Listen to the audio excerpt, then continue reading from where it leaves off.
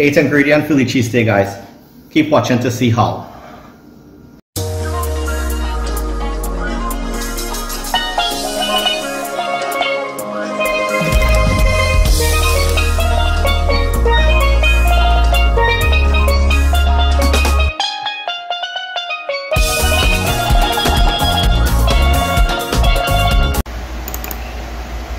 Okay, so what we're gonna do today is make the bread for the Philly cheesesteak. So I started by putting 2 cups of warm water into a bowl. Not hot, because you will kill the yeast, just warm water. I went ahead and I added 2 tablespoons of sugar, and I whisked that in until it was completely dissolved. Now, one of the reasons why people don't get yeast to bloom is because the water is too hot. So you want to make sure it's warm water and not like really hot water, because then you will not get the yeast to bloom. Okay, to that I added 1 teaspoon of yeast, and then I gave that a quick mix as well. From this point is just to leave it for about 10 to 12 minutes, and you will see a difference.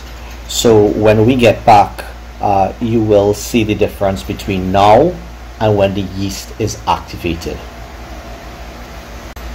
So it's been about 10 minutes and you can see the yeast activated at the center.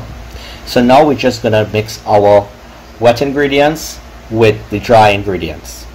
So in a bigger bowl, I'm gonna pour the yeast mixture, and I'm gonna add 4 cups of flour.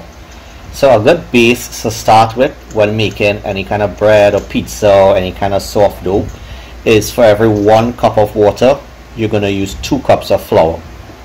That's not the final ratio, but it's a start to just bring the dough together, and then from that point you can leave it to do an initial rest and rise. So we're gonna let this rest and rise 3 times during this entire process, and that's gonna happen right now. So once I get this dough together, I'm gonna cover it down and leave it for 30 minutes to rest, and you will see a difference between the initial mixture and 30 minutes later. So 30 minutes later, when I uncover this, you see that the flour has been hydrated. It looks a lot more relaxed and it's actually risen a little bit. It's at this point I like to add some salt. I don't add it before because sometimes it does hinder the yeast from activating and helping rise this. You'll notice that the dough is now sticky as opposed to just being clumpy and wet. So we're gonna add in the salt and mix this all together, and at this point we're going to turn it out onto the countertop with flour. I have a full cup of flour there, and we're going to give it a good knead. We want to knead this for about 10 minutes, and by the end of this we're going to use that full cup of flour, and we're going to be adding oil to help with the elasticity of the dough. You need to work the dough for a good 10-12 minutes because you need to develop the gluten in the dough. We're gonna speed this up because you don't need to see me do this for 10 minutes. You will see when I grab a metal spatula that I have. The perfect item for scraping this off the countertop would be a dough scraper, but I don't have one. And then you will see where I'm completed using the flour, and I start adding oil to help it not stick to the counter or my hands. So from at this point I'm just going to speed through so you see the end result of this.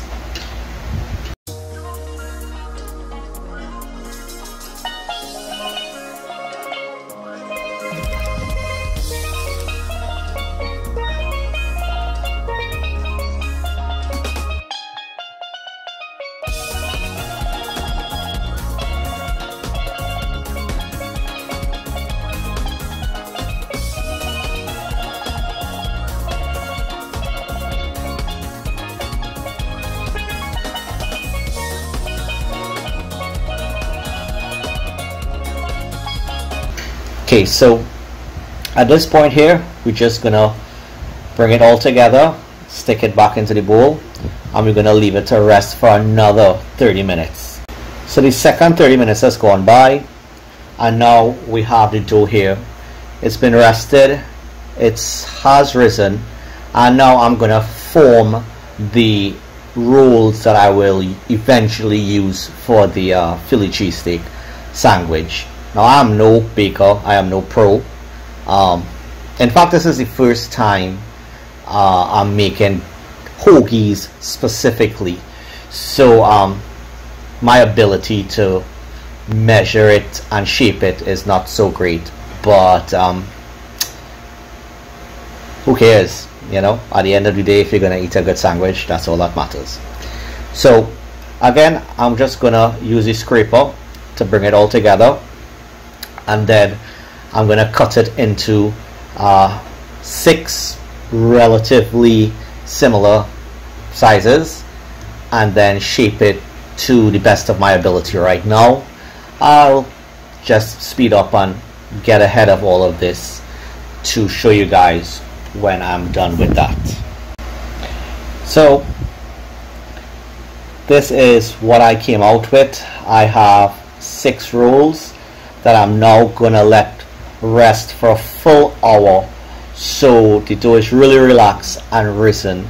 At the end of this, you would see me sticking it in the oven, because to be really honest, the phone ran out of power, needed to charge it, and it was time to rock and roll. So you're gonna catch it right as it enters the oven, and from there is where I actually start preparing the protein and so on the stove. So it all kind of works in the same time anyway.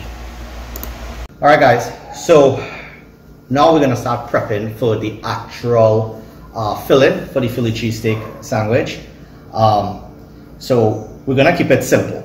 One of the big problems people have is they wanna put every ingredient in their pantry and then wonder why it's not tasting like what they bought at the restaurant.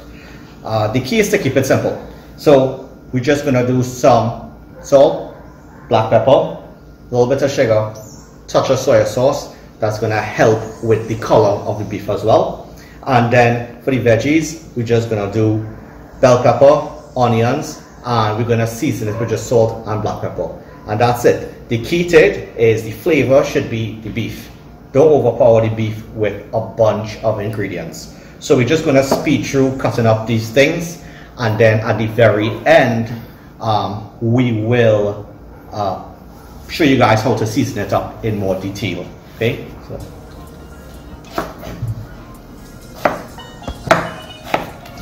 so you're just gonna do slices of both these items. If you're not accustomed, just take your time. It's not a race, right? I'm sure you've seen 100 videos on how to cut up these items, so I don't think at this point in time I'm gonna go over that. I feel like you guys know that already.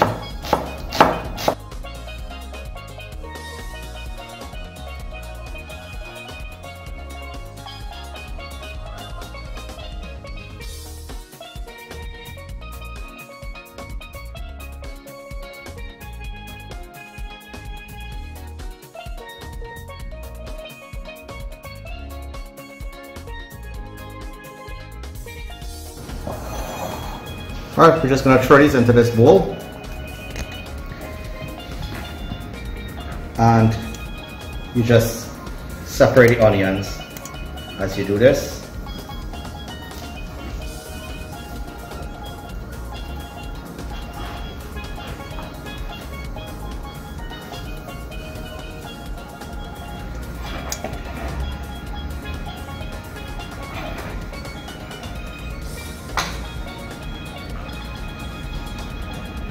Alright, so next we're gonna slice the beef. Now in every video they say that you should chill this beef, put it in the freezer for 30 minutes and stuff like that.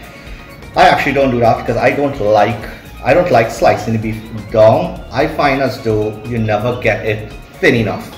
So instead, this is what I'm going to tell you to do. You're going to come across the top and you're going to cut away from you. So you just start with a thin slice here, okay? Then you hold it and you slice across, and you just let the knife do the work, okay? It's gonna be really thin, as you can see, super thin, and you just keep doing that until you get all your beef cut. And one thing this is gonna do is gonna make the beef extremely tender. So if you feel like you're gonna cut yourself, then when you slice here and you pull up, you know, you could cut away from you like this. The more confident you are, you'll feel the knife, you'll feel the direction the knife is going, and you'll know if you're gonna cut yourself or not. If you're not accustomed slicing things, I suggest that you take your time and slice away from you. So I'm just gonna fast forward me slicing through this entire beef here. This is about a pound, and then next time you see me, we will be probably putting the seasonings in and mixing it all up. Okay, so now we're back and we have the beef thinly sliced and we have the veggies ready to go. So we're just gonna start with seasoning both before we actually mix them. So for the onion and bell pepper, we're just gonna add a little bit of salt. Same goes for the beef, a little bit of salt. Black pepper. We're gonna add about a tablespoon of oil and a tablespoon of oil. And for the beef, we're gonna put just a splash of soy sauce, not too much at all, just a little drop, okay? And we're gonna put about half tablespoon of sugar, and this will help balance out that saltiness from the soy sauce. So now we're just going to mix these together and leave them to sit and marinate for maybe about 15 minutes or so.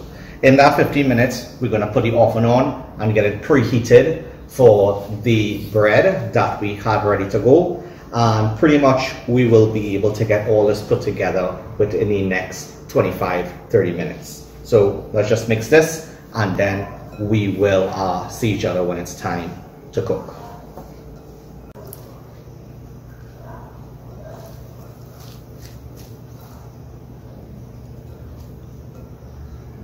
And then season up your beef. If you notice right away, the soy sauce actually already gives the beef a little bit of a dark color, and that's what we want. Okay. So next step, going to be straight into the oven with the bread and into a really hot, dry pan with the beef. Okay. Yeah, so we just stick the bread in here. We just do an egg wash on it. We needed to charge the camera a little bit. So now we are going to go on to actually making the beef. So I have the pan here. It is really hot and dry. No oil in it because remember we seasoned the beef with oil. So now we're just gonna go straight into this really hot pan with the beef.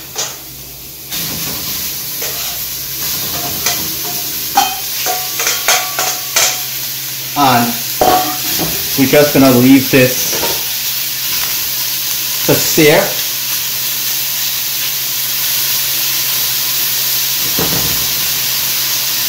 Try to spread it out as much as you could. And then we're just gonna leave that to sear for a short while. It's gonna start releasing juices and stuff. You're gonna leave it while it does that. Otherwise, if you move it around too much, then it will start boiling as opposed to searing. So we're just gonna give it a second. You don't have to leave it too long, okay? Just a second, and leave it to sear, okay? So once we get this all seared, it's gonna create some what you call fond on the base of the pan. That's like the black bits that stick to the pan, right? So when we put the onions and the bell peppers in, that's also going to release some moisture, and that's what we're going to pick up all those bits with, okay? So you're just going to wait for this to dry a little bit before we turn the beef. So it's dried out a lot. So if you come see right now, you're going to see that the beef has browned up really good. So now if you look at the pan as well, it's really dry. So you could go ahead and get the beef off. It's really seared well. You could see this, for example. So now is where, if you look at the pan, you'll see all the dark bits I was talking about, all on the side here. Okay, so this is what we're gonna get off when it is we stick all this veggies in there. Remember, you season each item. You season the onions, you season the bell peppers, you season the beef. So there's no need to add anything at all to this. Okay, now you go ahead and just cook this together, and you pick up all the bits with the moisture that's released by the onions and bell peppers.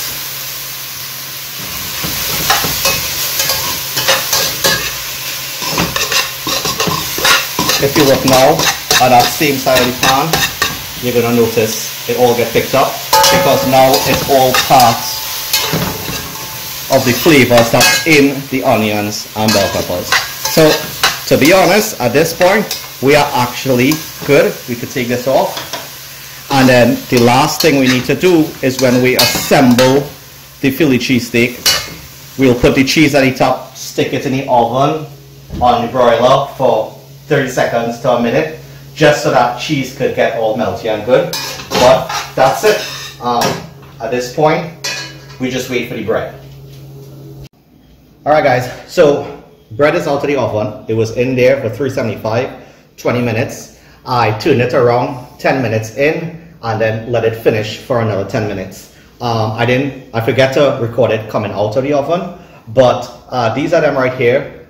Somebody already made a sandwich with one. So this is how it came out. I just steal a piece of their bread before they made their sandwich, and you could actually see it's pretty soft, it's chewy.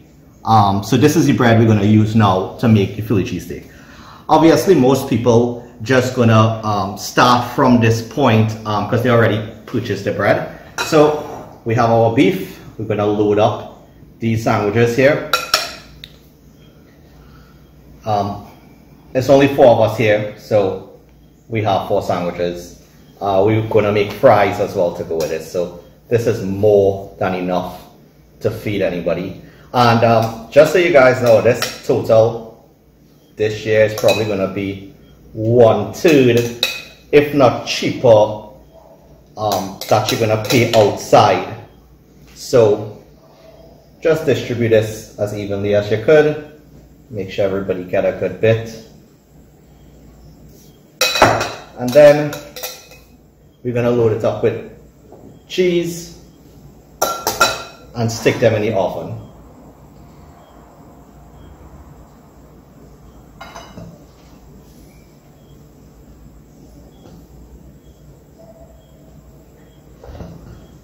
So when we come back, you're gonna see what the finished product looks like.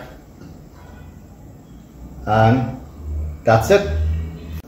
And this is it, guys. The end. Philly cheesesteak with fries. Thanks for watching. Subscribe and like. And again, let me know what else to cook. Okay?